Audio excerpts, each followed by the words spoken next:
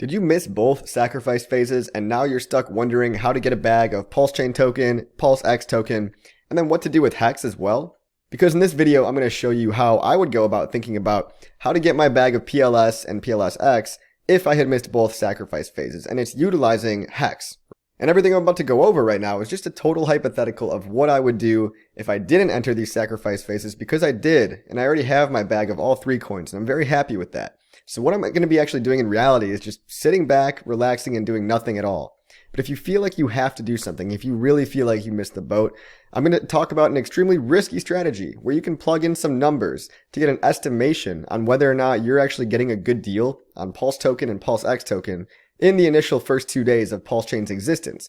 Because when it goes live, there's going to be 2 days where there's no bridge, which means every coin in the network on PulseChain is only going to be priced in terms of other coins. It's called ratio trading.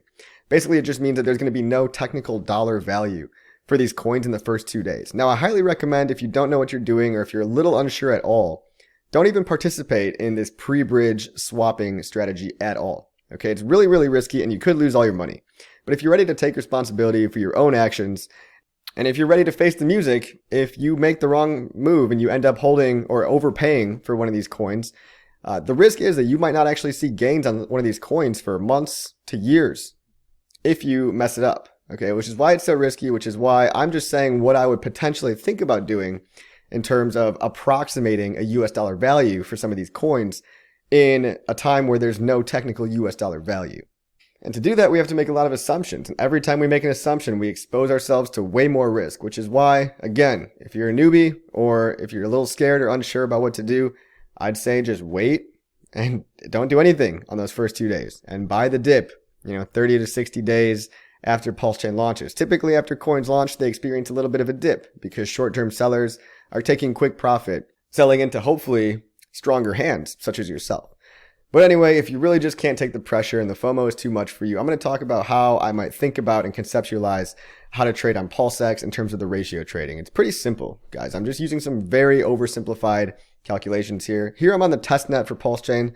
Again, I have to repeat this every video. This is the test net. None of the dollar values you see in front of you are real.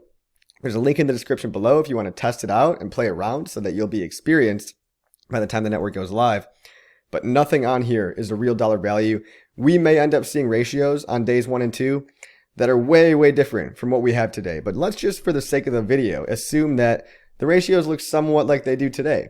For example, the ratio of Pulse to PulseX is for every 1 Pulse token, I can sell that for 2.23 PulseX. That's all a ratio is. It's just pricing one coin in terms of another coin. Pricing coin A in terms of coin B rather than pricing coin A in terms of the US dollar. And the reason we can't technically price any of these coins in terms of the US dollar in the first 2 days is that when PulseChain first launches, the bridge won't go live for a couple days later. And we won't be able to bridge in stable coins to then back the value of some of these coins. So we won't really know if we're getting a good deal or not, which is why it's so risky. And what I see a lot of people wanting to do every time I check the PulseX Telegram chat is a lot of people got into PulseX because the sacrifice phase lasted so much longer and they came late to the party and they're all wondering how to dump their PulseX for Pulse. I don't think that's the move at all, guys. When everybody's thinking one way, the crowd is usually wrong. And you usually want to go the opposite direction when everybody else is trying to do one thing. So I think a lot of the people trying to sell PulseX for Pulse early on, before the bridge, I think a lot of them are going to get wrecked or burned. If I had to start from square one, if I didn't already have my bags of all 3 tokens, I'd want to spread my opportunity pretty equally between all 3 because I'm very bullish on HEX, PulseChain, and PulseX tokens. I like all 3 of these over a multi-year time frame. And I think they're all going to do really well, so rather than try to pick one winner, why not just expose yourself to equal allocations of all of them? But what I would do, again, if I didn't have any coins already, is I would start with HEX, right? HEX is the only thing that you can buy right now on the open market for the reasonable market rate.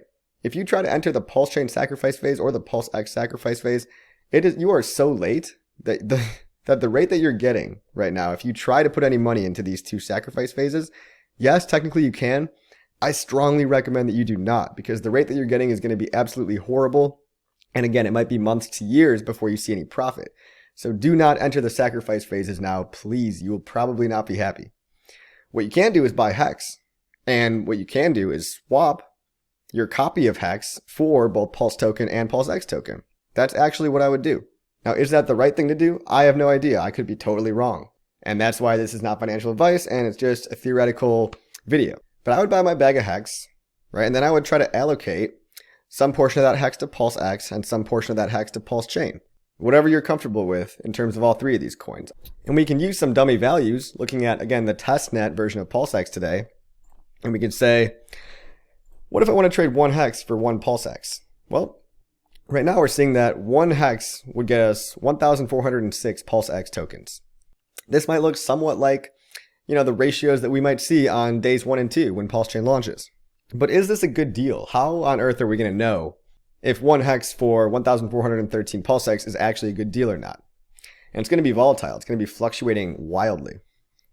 Well, we could simply use, as the assumption, we could use the price, the USD price of HEX, to be the price that HEX was just before the fork.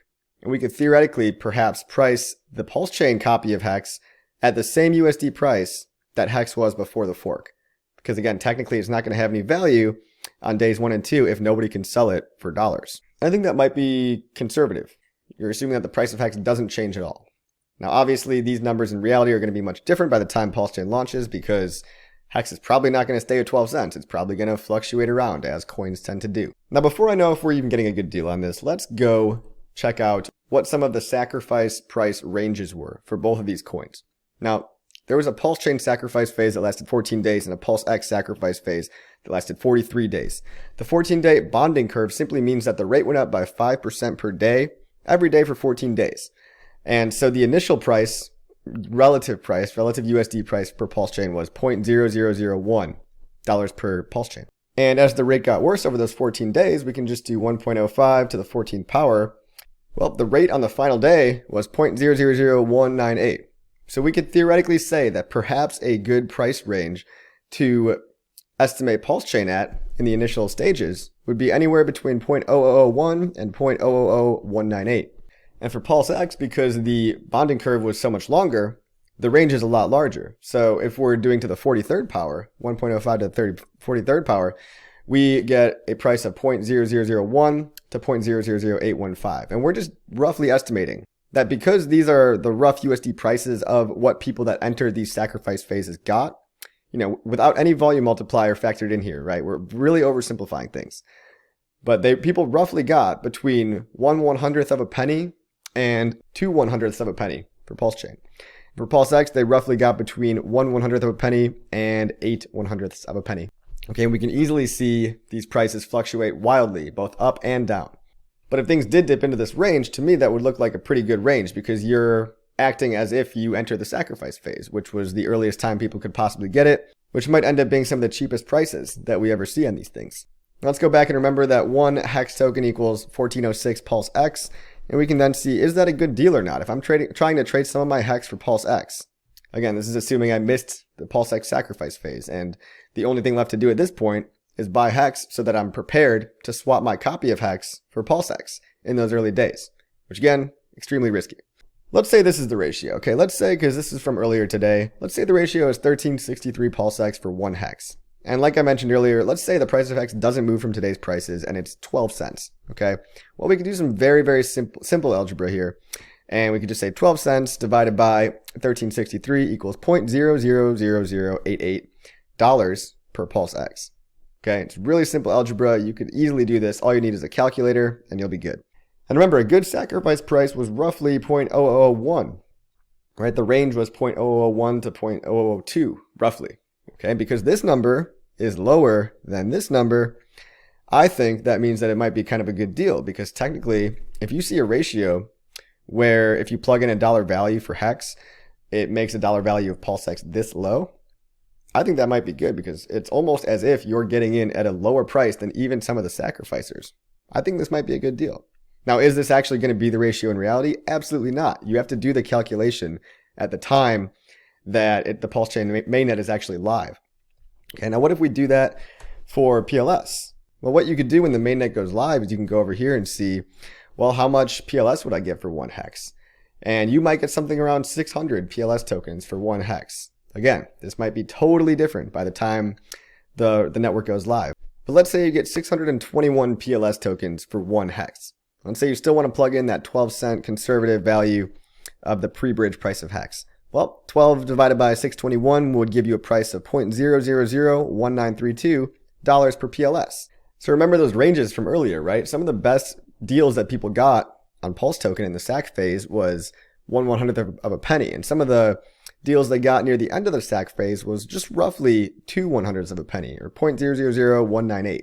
So if we're roughly assuming a calculated price of 0.000193, well, that falls within this range, right? So therefore, I think this might be a good deal because, again, it's almost as if you're able to buy PLS at a price that was competitive with a lot of the prices that people in the sacrifice phase got. And it's not too much over. Now, it might go over a little bit, and you're going to have to ask yourself, how much over the initial sacrifice price am I willing to go?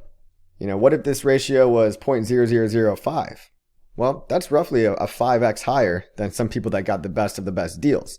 But again, you're gambling on the fact of what if it never goes back to 0.0005? What if it only goes up from there? Or what if it temporarily dips below 0.0005 and then it goes back up quickly afterwards? You're taking the gamble. So you have to set your tolerance level relative to the sacrifice phase prices. You know, how much additional tolerance are you willing to take outside of that range to feel like you got a good price? Again, making all these assumptions, which could totally be wrong. Now, what might a bad deal look like, for example? Well, would you want to buy PLS if the ratio was only 50 HEX per PLS? So what if over here, instead of 631, you only got 50, right? I mean, what if that was the case? That would mean that 1 HEX equals 50 PLS, which would potentially equal 12 cents because HEX, let's say, was 12 cents right before the fork. Well, 12 over 50 equals $0.0024 per PLS. Thus, you'd be paying roughly 24x what some of the early sacrificers paid. So it might not be a good deal. Now, it still might be a good deal, right? Because we still might never see prices go that low ever again in a couple of months. But if you're going to play this terribly risky game of hot potato, would you be comfortable paying 24x over what some other people got at the risk of, maybe these are the lowest prices we're ever going to see? Or you could do what I'm telling 99% of other people to do, just wait, chill, wait for the dip, wait for some of those early buyers to take their short-term profit and then buy the dip in a 30 to 60 day window, maybe after the launch. But, other people are saying, what if we never get the dip? Guys, I'm pretty sure we're going to get a dip. I've seen coins launch before. I know how this works. When people got into a pre-sale of some kind, some percentage of those people that entered the pre-sale will take short-term profits because they just want the quick money and they don't believe in the coin long-term. You could use that to your advantage, okay? You could buy the dip when those short-term thinkers sell into your waiting limit orders or market orders.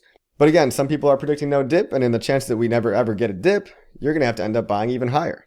Okay, so that is totally up to you. That's where the game is played here. Essentially, you're betting on if you want to make a risky move in the first 2 days, maybe use the price of HEX pre-fork combined with the relative range that the sacrificers got in at in USD terms to calculate if you're getting a good deal or not, or else take what I think is the lower risk option and buy the dip after launch. But again, the risk there is, what if there is no dip?